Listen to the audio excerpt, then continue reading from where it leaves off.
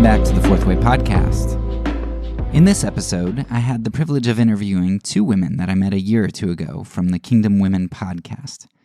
Judy and Rosanna both work with survivors of abuse, and Rosanna is herself an abuse survivor. I appreciate the openness that these women bring to the discussion of abuse, as their sharing of their own stories and of their work with others helps to illuminate the realities of abuse and cut through the propaganda which is so often present with abusers. There are a lot of points that the women make in this podcast which are insightful and that reinforce what I've tried to lay out here in the short section of the season. But there is one recurring issue they bring up that I think is really important to highlight before you listen. When we discuss propaganda, we are talking about the manipulation of information in some way. But one problem with our current view of propaganda is that we often view it solely as a means of infusing some information or idea into people. So we think of propaganda as being like, the movie Inception, with these crooked people trying to get into our minds in order to plant some idea there. And in general, that's true. Usually propaganda aims towards infusing or imparting some idea into you. That's right. However, what Judy and Rosanna touch on a bit in the interview helps us to see a slightly different aspect of propaganda. Part of what abusers do is they manipulate information in order not to create the clarity of an idea, but rather to sow confusion. And it's not just abusers that do this, of course.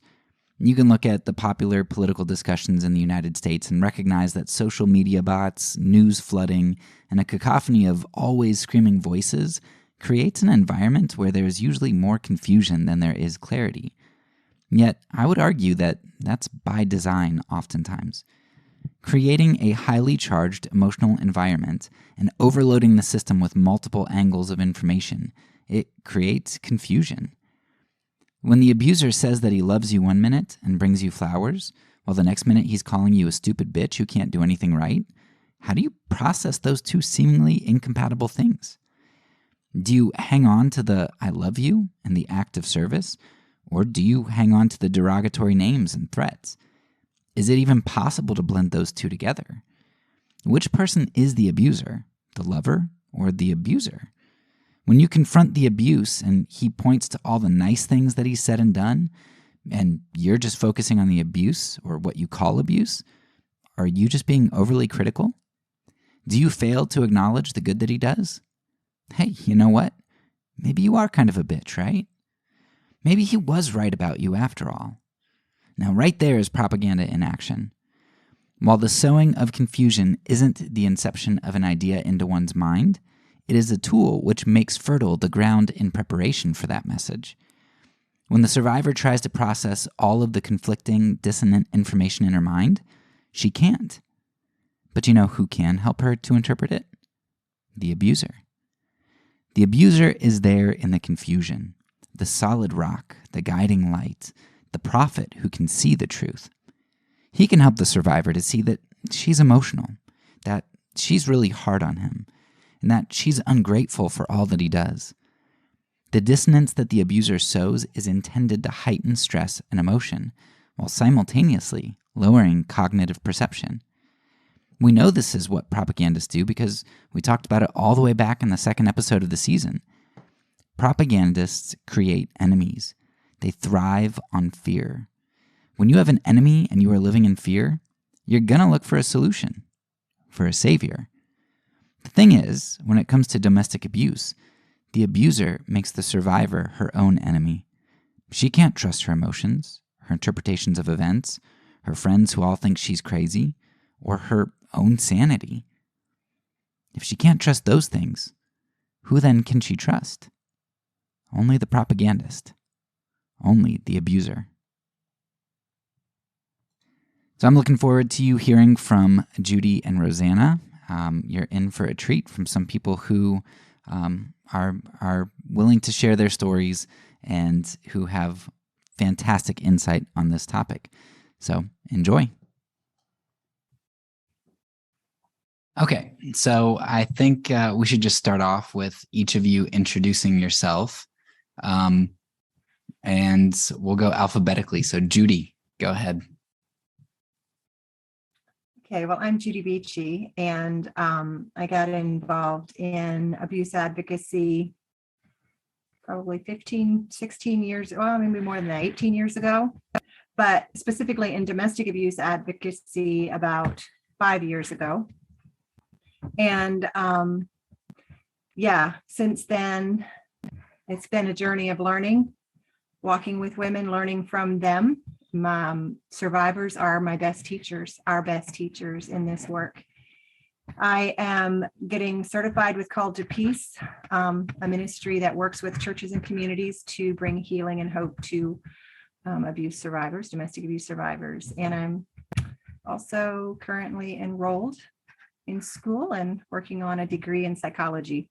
I live in Northern Indiana with my husband and 4 kids. And yeah, that's the particulars, I suppose. All right. Thank you. Rosanna? Yeah, I live in Pennsylvania and working on my master's in clinical mental health. I just finished my bachelor's in crisis counseling and psychology. Anyway, I've been working as a board member with Life Ring Christian Ministries for 2 years, I believe. It's been in the works for maybe 3. And I am a survivor of domestic violence, and I've been involved with women for quite a number of years. I don't really have a timeline, somewhere in the last 8 probably. So, that's, I have 3 children and a girl and 2 boys, and my 2 oldest kids are dating. So it's an interesting time of life. All right. Yeah, thank you. And this is actually the second time that you've helped me out to try to understand this topic a little bit. So I appreciate you guys taking your time and being patient with me as I try to wrap my brain around a lot of this stuff. And your vulnerability. I appreciate how you are open, because I know that that's the kind of thing that can help people. Keeping things secret, which is what a lot of people have tried to do, is not a good thing. So for me, it's probably for a lot of issues, but the abuse issue in particular as well, it's probably only been about like 5 to 7 years since I've really started to kind of come to see it and understand it. You know, the Me Too movement sometimes gets a lot of flack, like, oh, it's, you know, it was a trend and it's just, it's something that's passing. But for me, it was extremely, it impacted my life a lot, because you just see person after person after person come out who has this seemingly double life. And, you know, beforehand, my concept of domestic abuse was, well, you know, you'd be able to see it, right? If somebody has a black eye or a broken arm or something like that, it's kind of obvious when somebody's being abused. Or you've got this guy who's maybe got, you know, the shirt that they call a wife beater. He's wearing this wife beater and he's got tattoos. He probably lives in, you know, not a gated community or something. You know, that's the type of person who's going to beat somebody. But I'm learning more and more, and you've helped me with a bunch of book recommendations and stuff. Why does he do that was like amazing. But I'm coming to understand more and more that physical violence and domestic abuse is actually really hard to see. Could you guys maybe explain a little bit how do we define abuse? Because I think that's a really important place to start.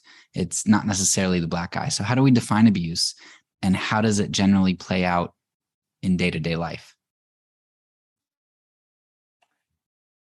Well, abuse is, by definition, the use of power to coerce or control another and therefore harm another. Always causes harm. And domestic abuse is not really the incidents, it's the patterns that defines what domestic abuse is. And so domestic abuse is that pattern. So it's like a pattern of abusive behavior that's used by one intimate partner to gain or to maintain control over the other partner. And it can take many forms, physical, sexual, physical, we like you mentioned, we think physical abuse, when we think domestic abuse. But actually, in religious circles with the women I work with, many of them, their husband has never laid a hand on them. It's other forms of coercion and control, psychological, emotional, economic, spiritual, using religion and religious dominance to control. And it's these things that are used to control another person's mind and therefore their behavior. We often in advocacy world, we use, I don't know if you've come across this in your reading, the Duluth model, the power and control wheel. There are, I believe, is it 8 Rosanna spokes on that wheel, the different ways that abusers use power and control to dominate their partner. Rosanna, but before you speak, I want to emphasize one word that you said, which is really helpful for me. Because the other day I was listening to, I don't know if you've heard of The Great Sex Rescue, but it's kind of been a popular book. I don't know if you like it or not, but anyway, one of the things that the author said was, she was talking about, it's abuse if, when you don't have sex with your husband, I forget exactly what it said, but like he'll, be cold to you or treat you rudely. And I was thinking, man, well then, my wife and I, we abuse each other throughout the year because there are times when, if I don't do the dishes or if she doesn't do something, we'll get in a bad mood because it's I can't believe they did that. And I'm like, that's not abuse, but the word pattern is very important there. And that helps me to understand, okay, so that's what she's talking about. It's not you're in a bad mood one day. It's a pattern and for control. Mm-hmm. I'm also an adoptive mama, foster mama. And we talk about, so I've raised kids who carry some trauma, and we talk about their trauma a lot. And of course, the abuse victims are also carry trauma. We talk about how when we make a mistake with our kids, we err and then we repair. And you won't see that repair in an abusive marriage. You will see a pattern of domination and control where the abuser cannot own that he is doing what he's doing and cannot repair. So you didn't do the dishes one night and your wife got really annoyed at you and, punished you the way we do as married couples in some way, got snippy or, slammed something or whatever. But she'll come back and she'll repair where she erred. And that doesn't happen in abusive marriages. Yeah, when the pattern is the most recognizable thing about abuse, and in Mennonite circles, even in my relationship, I was only hit a few times, but the fact is we had a pattern of verbal and emotional abuse, and the physical abuse only starts where it only starts where the abuser feels like he's losing control. Okay. Yeah. So speaking of control, since that's such a big idea, I want to talk a little bit about how abusers get control and maintain control. And specifically in this season, I'm focused on propaganda, how information is wielded. So from reading, why does he do that? One of the things that was kind of clear is that a lot of times abusers will actually have two targets.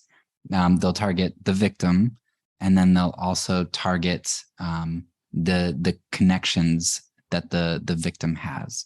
And I would love if you could kind of speak into maybe some real world examples or strategies that you have in regard to how do abusers target the victim, and then how do abusers target people outside of the victim, and why is that important to target those relationships? Oh, well, one of the things that really using information to control or target is very crucial, especially in our Mennonite churches. That's how, well, actually in any church, or any relationship that's abusive, the information is used. For instance, we were, let's say a wife and husband are going somewhere, and the husband tells the wife, you must make sure you don't criticize me in public, or do this or that when you're there. So that's some of that is information. But then on the way home, he's like, well, you told so and so this, and they think you're stupid or you're crazy. You can't just behave like an idiot around my family.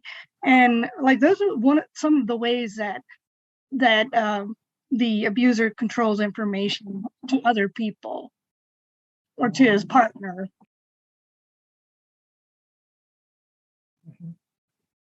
Also, an abuser will always use some form of isolation to cut access off from his victim, from other people, and from that's sort of what Rosanna is referring to. When he gaslights her reality with a lie of how he claims other people perceive her, but then cuts her off from being able to talk to them. And one of the ways he does that is by giving her a sense of shame in who she is, telling her she's stupid. And so she's not going to go ask that person if they said what he said. And so isolation is a common tactic of abusers to make up lies about other people, but then to remove those people that can anchor her in what is true and right in the midst of the fog. It disorients her and prevents her from seeking out what is the truth.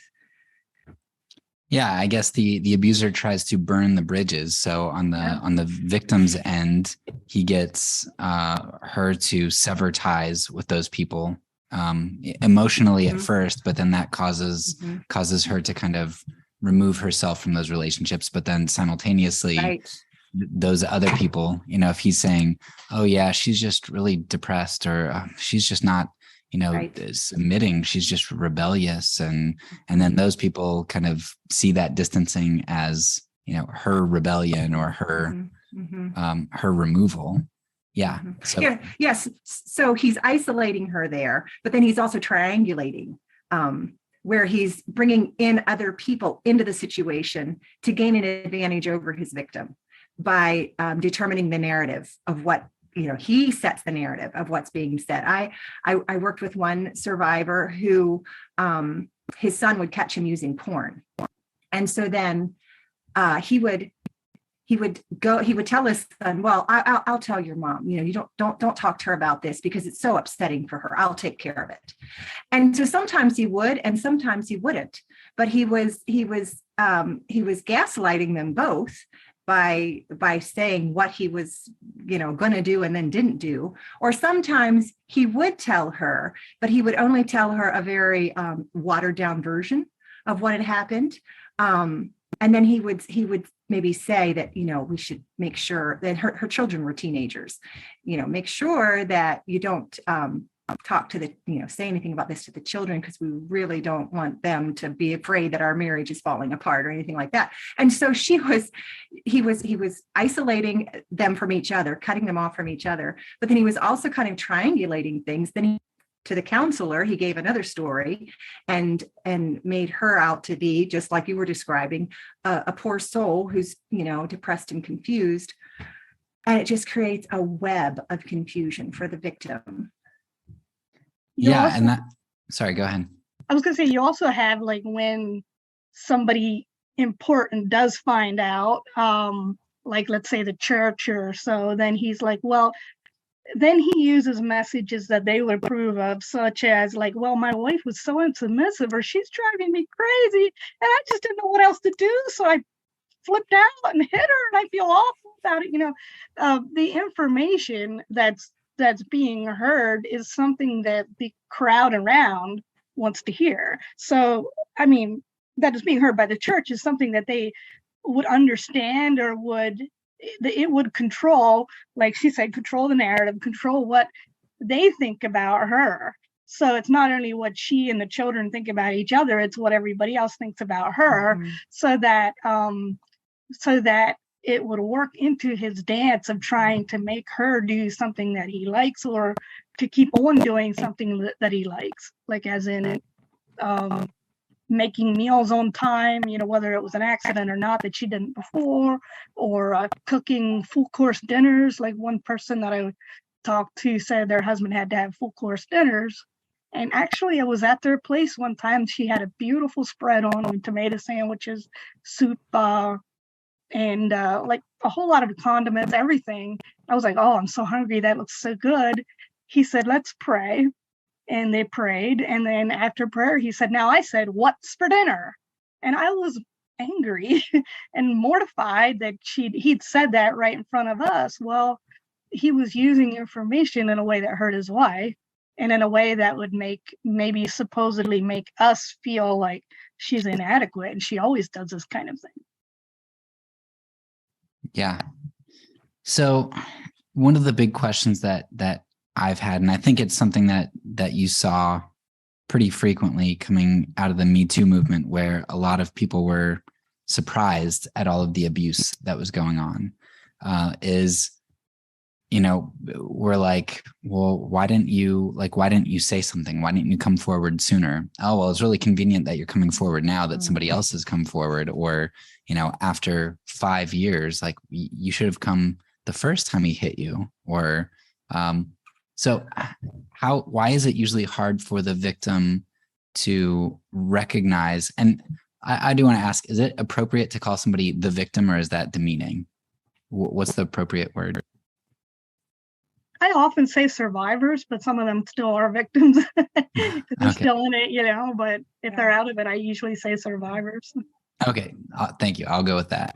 So why is it usually hard for the survivor to recognize abuse as abuse and lies as lies when the man, and we're using men here too. I know that it can happen to men, but in general, why do they believe the guy when he says, oh, they think you're crazy, or you're overreacting, you're stupid, nobody's going to believe you? Like, why can't they see the abuse, and why can't they see the lies? Well, he's usually charming and bubbly. Mm-hmm. And I was going to say, people like that work to control their images. So you've got that. Plus, a person that's been living under it has that element of shame, like Judy described earlier, and also doubts herself because of the gaslighting, usually. So you have got all that playing in with, I don't know, if you would say hit your wife in play, do you call that hitting? I had this thing where I did this minimization, where, well, he never put me in the hospital, or, he never really hit me, just smacked me, he didn't punch me, he didn't put, bruise my face. Well, it didn't. That kind of thing. You had this minimization thing going on, and a lot of abuse survivors do that to cope. But like you said, you think of abuse as somebody with a big swaggering attitude who walks around being mean to everybody. So a survivor doubts her own definition of abuse. So she's got that going for her. So how do you tell whether, if he only hits you once a year, but about every day, he usually says something criticizing or cutting. If he doesn't put you in the hospital, if he doesn't break a leg, if he doesn't really, really beat you up, it's not a beating if he just smacks you once, right? So you've got all that confusion about the definition of abuse, the lack of education about abuse, and also the, your own natural shame. You've just got a lot coming out against you talking about it. Plus, you go to church, nobody else looks like they're being beaten. Nobody else talks about abuse. You've got that playing with you too, with your head. Yeah, it seems like a big part of that is even if you kind of have inklings of there being abuse, if the rest of society isn't educated, if your community isn't educated about what abuse looks like, then you are going to think you're crazy. Because if I wouldn't have thought it was okay that a woman was hit, but 7 years ago, if somebody would have said, we were in a big fight, we were yelling at each other and he pushed me, I'd be like, I mean, he shouldn't have done that for sure, but Like if he just kind of pushed you once, like is that really abuse? Like I don't know that I would have been on board and known the patterns and the things to believe somebody or understand how to cope with that. And think, you asked, your original question was, why is it hard for a woman to recognize abuse as abuse? It starts small. He slaps her once if it's a physical abuse thing. And then he is so sorry, and he makes it up to her. And it doesn't happen for a long time again, but she remembers the slap.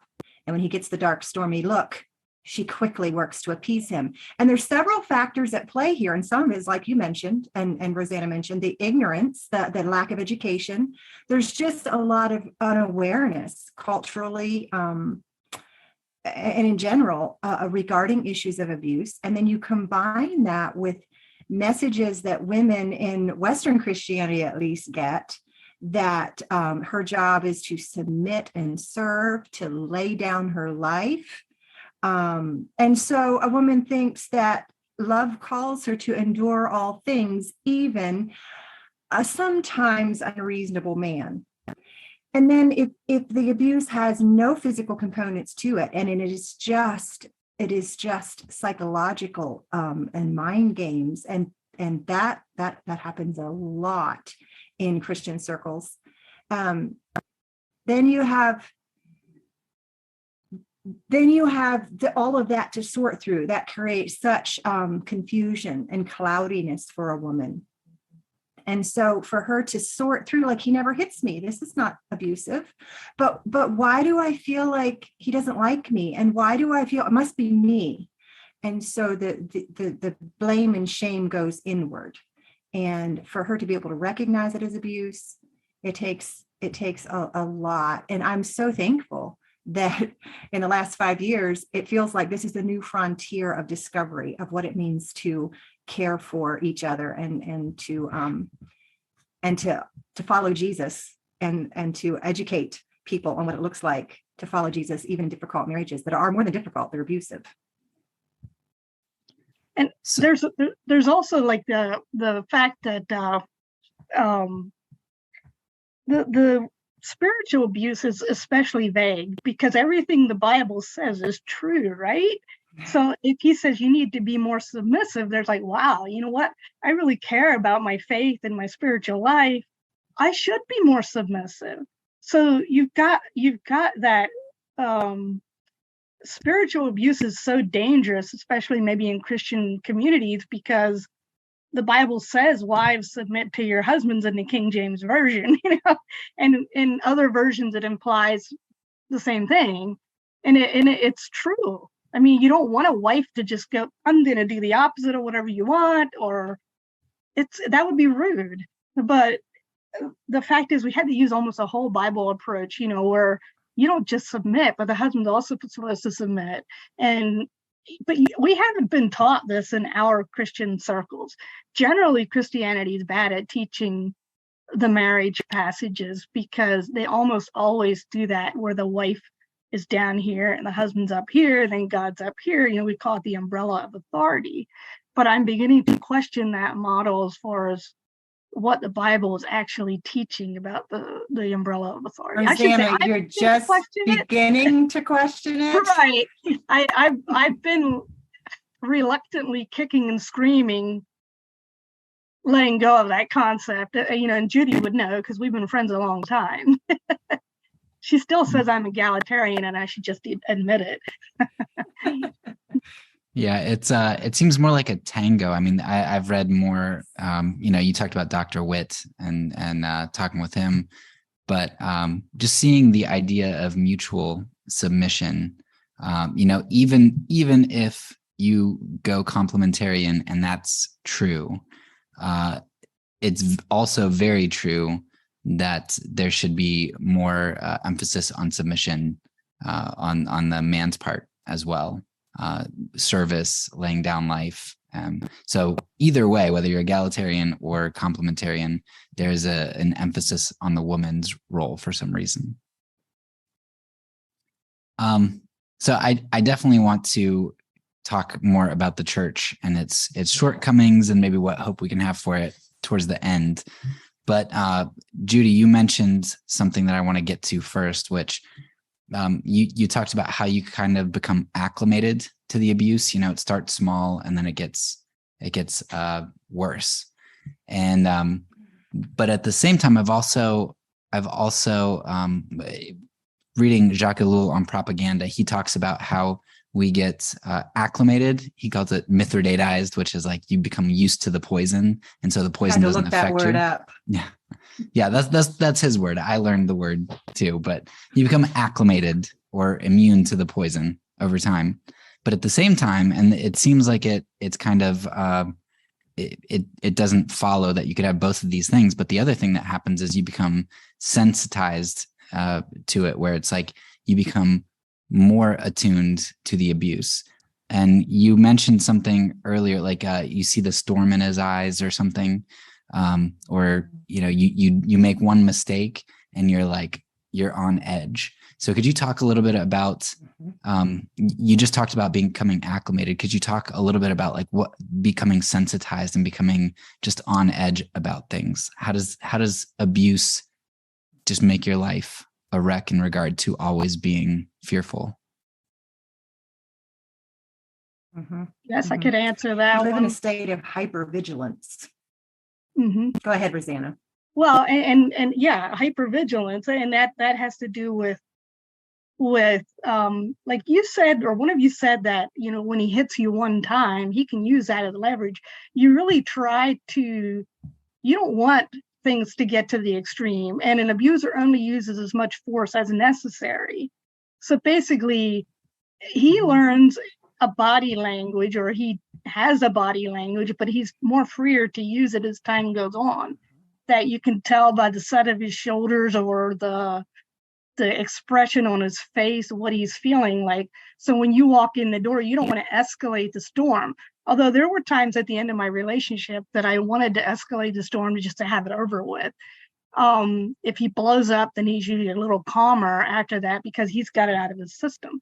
But it's not a good feeling. You can get physical health issues from that amount of cortisol in your body. So, but that is a message, and it's a signal to the woman that she needs to get in her place, quote unquote, or try to appease him. That's what Judy said, and that's very appropriate language. And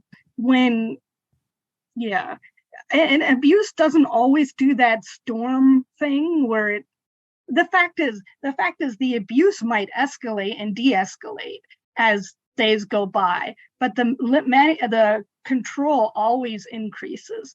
It just goes up and up and up until you're like swamped, and then you've had enough if he doesn't kill you first. Yeah, and it's a weird state of being. I mean, to survive in a environment like that, a victim in that state has to disassociate to some degree, because you can't process that much trauma all at once. And so it's this weird thing of both disassociating and becoming hypervigilant and always attuned to the abuser's mood, like Rosanna was saying, his body language, his presence, just being super attuned to that, hypervigilant, but also when the abuse happens, you disassociate. Well, that trauma has to go somewhere, and it goes into the body. And like Rosanna said, then many women end up with health issues that are seem to have no cause, and they can't pinpoint the cause or treatment, because what is it? Well, it's actually trauma stored in the body. And so it's both that hypervigilance and at times the disassociation from the effects of that level of abuse and trauma. But then what often happens, well, I'm not sure if you're going to get into this, but as a woman steps away and begins to recognize what's happening, that this is an abuse situation, that this is toxic, that this is not something that I should be allowing to come against me and my children. As she begins to step away and heal, there's a sense in which, for many women, their sensitivity becomes even higher, because now that they are aware and naming the abuse for what it is, it's almost like their triggers, they become more easily triggered. And as they step out, if they get away and are exposed back to the abuse, so there's so much that happens. And I'm learning so much recently about what happens in the body throughout abuse and trauma. And it's fascinating stuff, but it's also heartbreaking stuff, because this is affecting women that I love and their children that I love as well. One of the things that I noticed is when I left, and it gets more dangerous when you leave. Mm-hmm. The abuser has Mm-hmm. lost control, so he'll do a lot more. The time a woman leaves, she's usually, that's when she'll be killed, or that's when she'll be Mm-hmm. feeling the most threatened, because that's when he is the most dangerous season. Yeah. So basically you have that, so that you are living on the edge for the first, I don't know, I always say a year. The first year is always the worst. But then, and then as he realizes he's lost control, there's always situations with the children, if they have any, or maybe the house, various things like that. But anyway, but there's that. So if you start healing, you might start healing where you're not quite as triggered. The first time you think his vehicle's going past, it might be another vehicle, or when you hear a voice in the crowd of people that sounds a little like his, or things like that. But after a while, that gets better. But when you get healthy and you're around the person the next time, you will be quicker to call out abuse and name it abuse, because you'll recognize the physical symptoms in your own body, and your knowledge has increased about abuse. So you've got that, your level of healing. I don't know that I would say that a woman gets more desensitized or sensitized, but that her knowledge increases, her own self-awareness increases. So yeah, she's probably becoming more desensitized to what would it be, the step in, Judy? She is becoming decent. Her triggers are being untripped. Like her triggers are being untriggered. I mean, what's the word? Like the tripwires are being unconnected. Like reset. Yes. But her knowledge that she now has makes her much more aware of, and she can pick up on, the vibes, the sense. She's much more vigilant. And I'm not in an abusive marriage, but there was some abuse in the home I grew up in. And I can pick up still, how many years later, I'm 50, almost 51, how many years since I've left home, but I can still pick up on the vibes from homes that were similar to mine, especially since I've become more educated and knowledgeable. So I'm not sensitized, but I am, what's the word I want, Rosanna? I'm more aware. You recognize, you're more aware. I was going to say, like, now, whereas before you might have stopped the conversation or the interaction up here, now you're going to stop it back there and put up your boundaries down here, and put up your boundaries, because now you're going to say, you know what? Oh, he's trying to control the situation. I'm going to back out, put up a block, and just say, you know what? I'm not talking to you right now. I'm going to hang up the phone. Whereas before you might have let it get up here because you knew when his level of tripping is. So how do you start to see that in the first place for the first time? Because if you're so inundated by the lies that he's telling you and by fear, maybe you even think, you know what, this really isn't abuse because I didn't go to the hospital. Like, what causes people to see that for the first time and to step out of that? Sometimes it's somebody else telling you that. At least that's how it happened to me several times. It took a long time before I realized that I was in his. In fact, I didn't even realize it when I left how deep I was in it. I know my counselor told someone in my presence that we were having a three-way conversation, that I was so enmeshed, she didn't think she could help me at first. Well, and yeah, it took people, but it also took me realizing that there were there were people that could help me. No, I don't know. I was desperate. I needed to get out because I was going crazy. I was on the verge of, I was living my nerves and everything. I was living in tension so high that I felt like I was going to snap. And I recognized my own children's anxiety, their trauma was interfering with their development. Things were happening with their behavior that made me realize that it's time I do something. And it was, there's the best thing we can do for survivors is to tell them, you know what, I don't like that doesn't make me feel safe. Does it? How do you live with that? Or are you okay?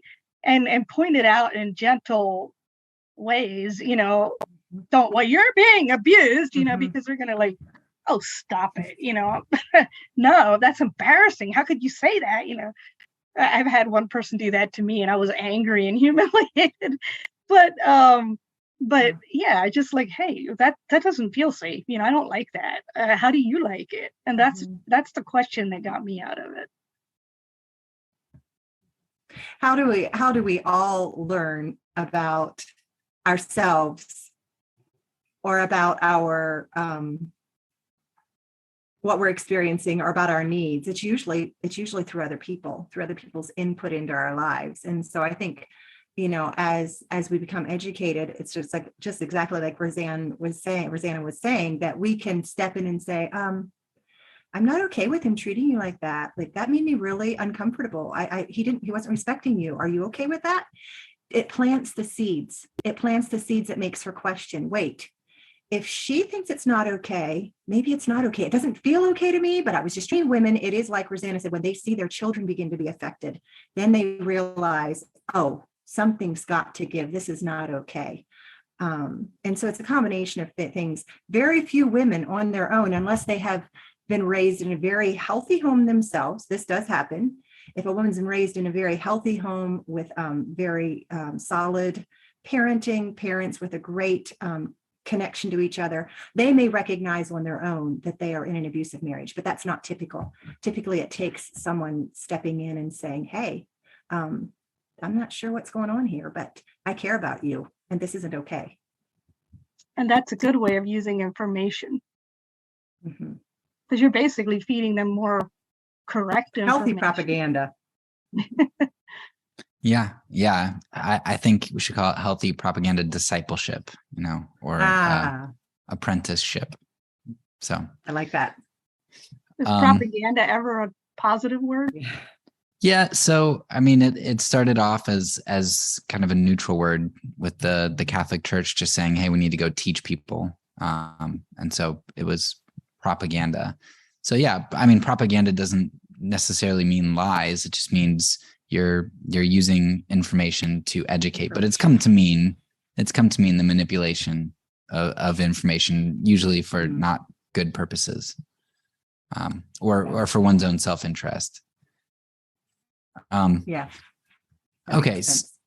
So I want to get into the church. And I think the church probably, it's not that the church has unique problems so much. I think that institutions in general, I mean, you can go to Hollywood and see that they have, sexual abuse problems and politics. Doesn't matter where you go, but we are Christians and we value the church, and we know that it has problems. So I want to focus a little bit on the church, and we can kind of extrapolate that to other institutions as well.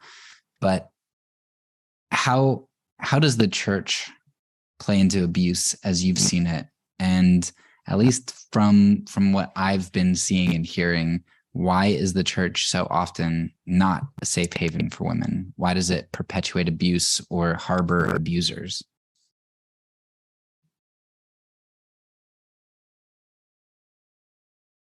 Judy, I was going to let you go here. You go first. Well, I think there's a theology of womanhood that's unhealthy in the church generally. And we talked about that a little bit here in the podcast. So you've got lies that are, or misinformation that's being an imbalance of teaching that put women down here and men up here. And that solidly feeds into an abusive relationship. So you have that in the church. And I'm not saying,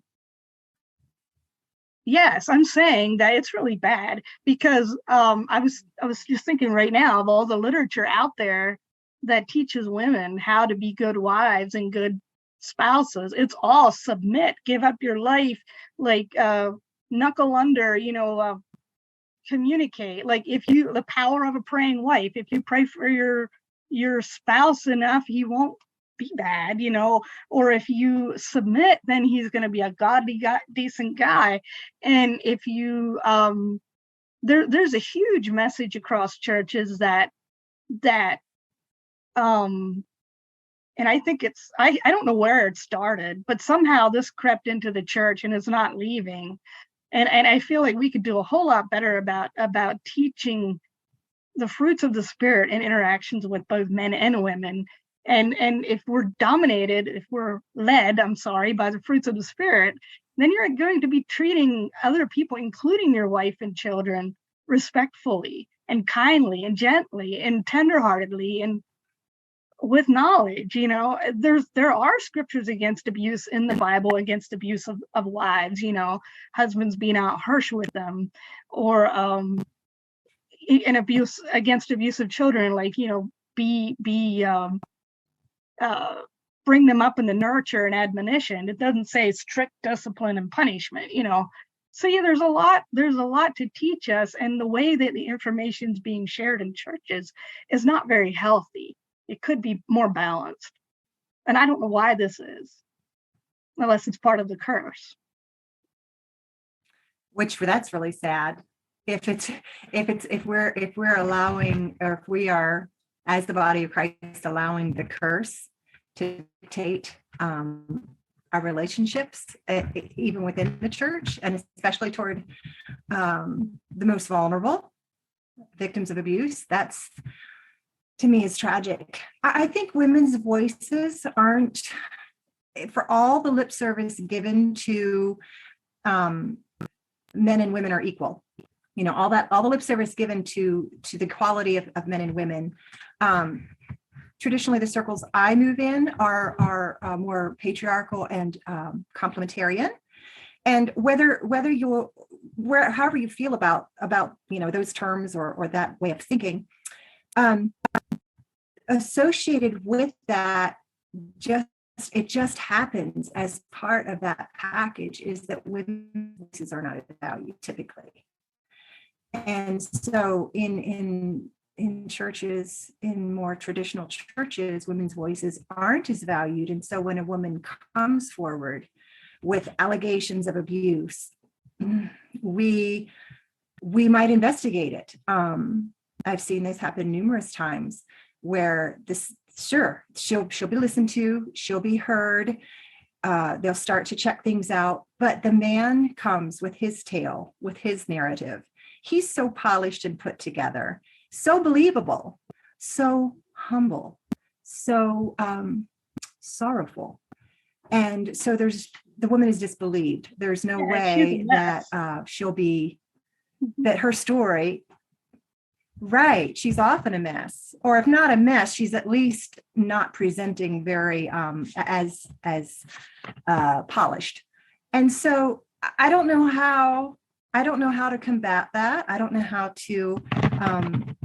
how we go about elevating women's voices so that they are believed. But often what I will say to people is, there's no woman who wants to admit that abuse is her life.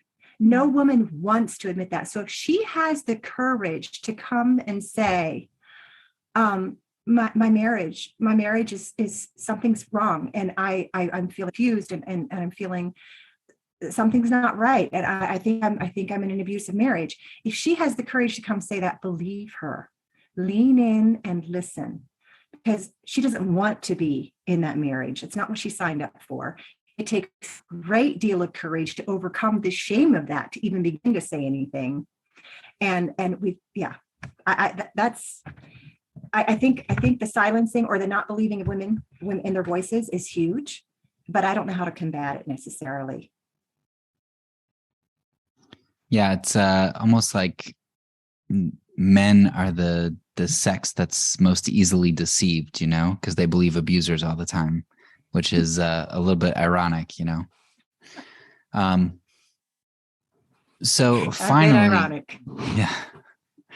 yeah. So finally, I know one case that I can think of that in a church from back in the States where there was an individual who claimed that her husband was abusive, and it went before the elders and everything.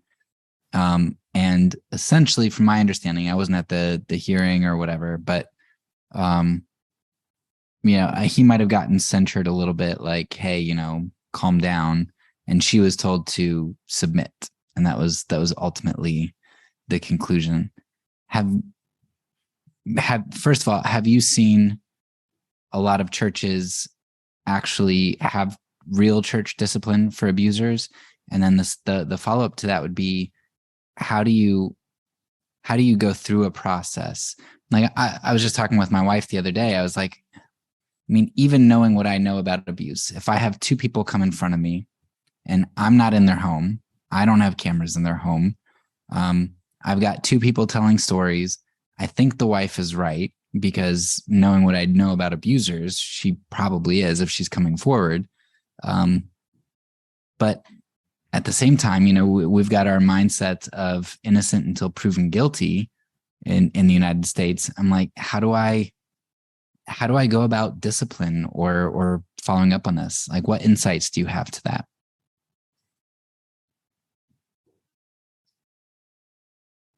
Well, it's really hard. I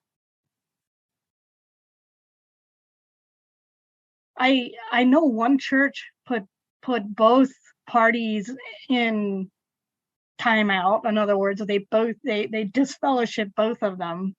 And after a long time, a number of years, they realized that she was telling the truth, and they let her back in, and he still disfellowshipped. But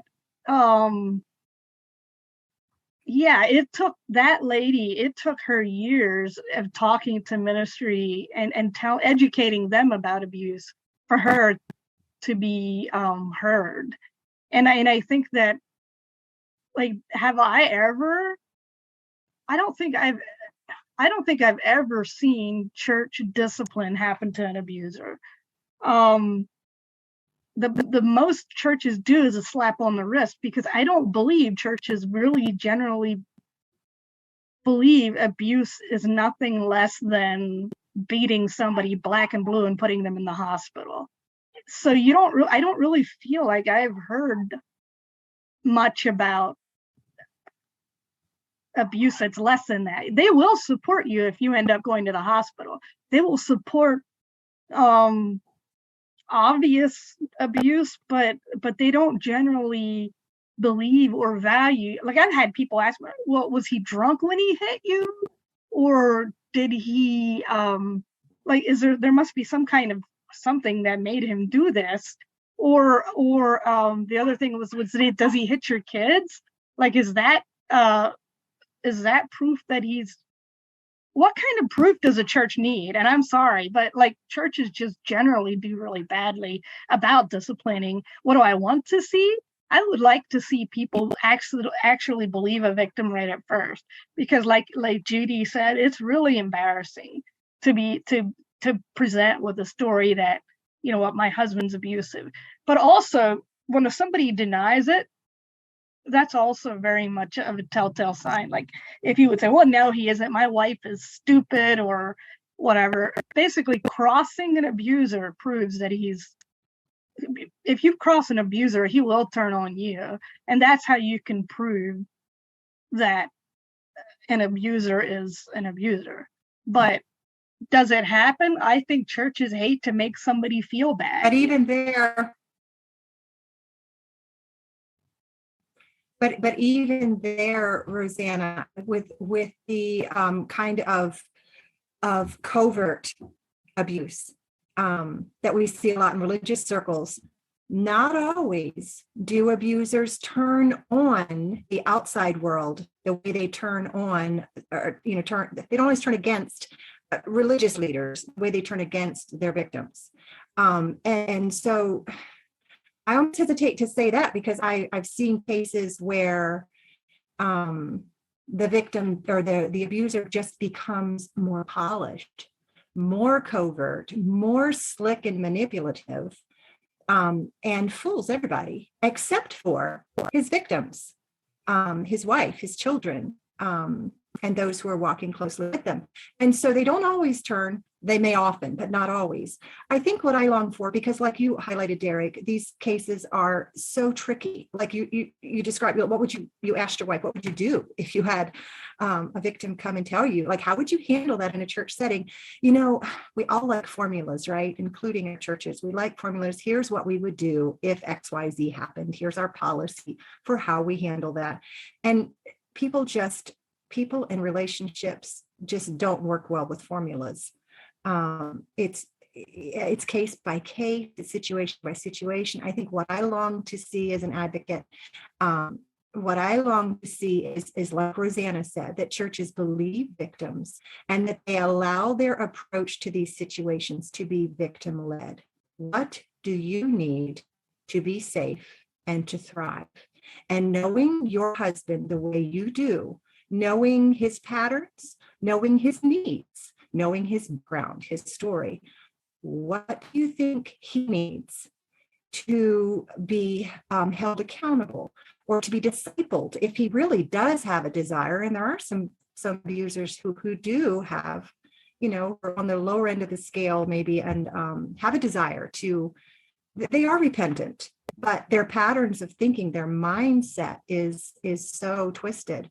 Takes a long time to untangle. So to allow our church discipline, if you want to call it that, our discipleship to be victim informed is huge. But we tend to not trust the victims to know, because they don't have the seminary degree, or they don't have the Bible knowledge, or they don't have they just don't have it together quite. So we tend to discredit what they say.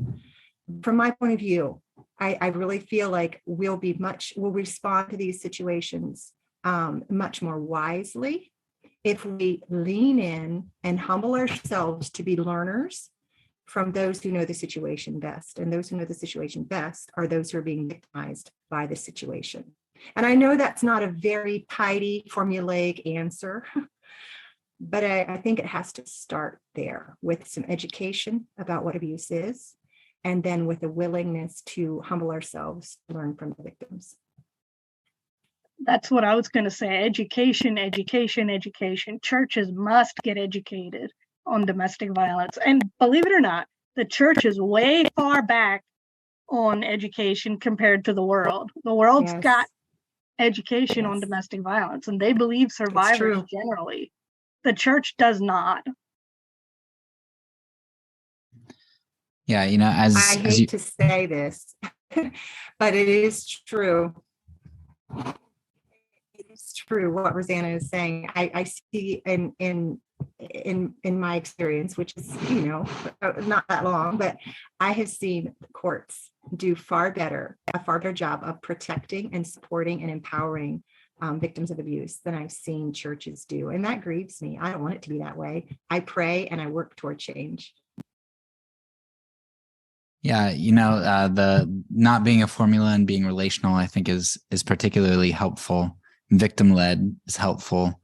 As I was thinking about it, something clicked for me where I'm thinking, oh yeah, I guess it is about a relationship. I'm thinking in the mindset of being punitive. Like if you've got a couple who comes, or the woman comes and talks about being abused, I'm like, okay, well, who do I punish? Who do I reprimand? Who do I excommunicate or remove from the community? And it's like, well, of course I'm going to have difficulty there because I don't want to judge the wrong person. But if I viewed it more as a relationship and said, hey, survivor, what do you need right now? Okay, we're going to come by. throughout the week. We'll come knock on your door. What days and times are you home? We'll stop by a couple evenings throughout and check on you. Guy, we're gonna let's schedule, every other Wednesday. Let's go out and do lunch, and we're gonna talk. If we tried to figure out who to reprimand and punish, and we viewed it more relationally and said, you know what, this is going to require investing time in somebody and checking in to make sure that the survivor's okay. That seems like it would look a whole lot different. Chris Moll's model is I think a lot of us. It must be a lag, I think, here, but Go ahead, Rosanna. Chris Moll's model is to actually have one person check with the survivor and the other person check with the abuser, and then run the stories together. You cannot ever really talk to them each in together. It won't work. But yes, relationship, but also should there be justice? Yes, I think so. But another thing, we talk about being victim-led. A victim will be far more merciful to their abuser than you will, or any other person would. But also, that's not necessarily a bad thing, because victims do love their abuser usually. I mean, they really, they hate the abuse, but love the person, and that's pretty good. However, one thing I have heard is like a preacher will say, well, I was really tough on that guy. And I don't like to hear that personally, because being tough is what abuse is all about, being powerful. And so using power and control to stop abuse doesn't always work, because it's not teaching them how to relationally love and be submissive. But teaching for a preacher or somebody, a preacher's job, I would definitely send an abuser to somebody with experience counseling abusers. But for a preacher to do that, I wouldn't see a place for that. However, the other thing is, when you have an abuser, you really want to teach the abuser gentleness, patience, meekness, humility, and kindness, rather than toughness. Yeah, and you also, the abuser's entitlement, his entitled mindset, his selfish mindset needs to be addressed. And so that's a completely different scenario, like couples counseling. I think we might have mentioned this in the last podcast we did with you, Derek, but couples counseling does not work for these kinds of situations, because this is not a couples issue. This is a personal issue for the abuser, who has an entitled, proud mindset that needs to be addressed and repented of. And so that's not an issue between the couple. That's his own personal issue that needs to be addressed. And that is partly why Chris Moll's recommends sort of a two-team approach to these situations, where one team cares for the victims, the other team disciples the abuser. And I love how Rosanna highlighted that powering over to make an abuser cooperate, kicking him out, or doing whatever you do, doesn't really, I mean, it just reinforces his model of relating, and he doesn't need that reinforced. Yeah, and like you said, justice is important, but that's not going to help him change. If he's able to change and willing, that's not going to help him change for sure. Right, and justice. I've thought so much of this over the last 6 months. Justice on my terms isn't true justice. Justice on God's terms is going to look a whole lot different than I might. I mean, justice for me is rescue the victim and punishment to the perpetrator, right? But that's not God's approach to justice. And I want to learn to live, to do justly, love mercy, and walk humbly with God and other people, and leave the justice in his hands, the final justice for these kinds of situations. Amen. All right. So I think that's all that I have written for you in terms of questions. Is there anything that you think in regard to the conversation that we had that would be helpful for other people to know? Is there anything we missed? Is there anything that you've tucked away? You're like, oh, I need to say this.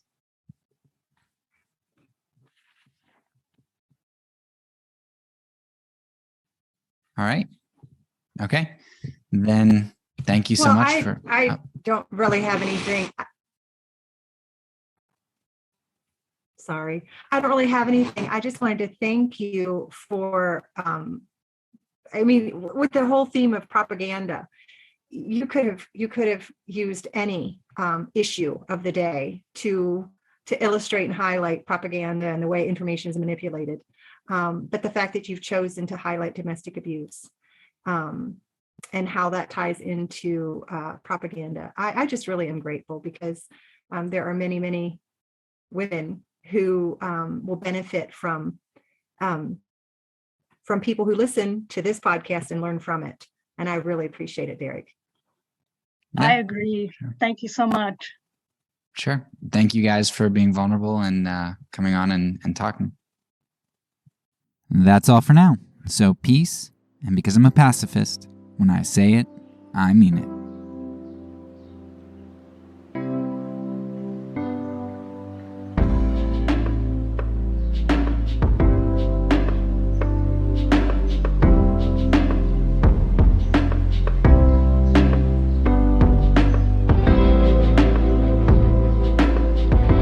This podcast is a part of the Kingdom Outpost Network. Please check out the links below to find other great podcasts and content related to nonviolence and kingdom living.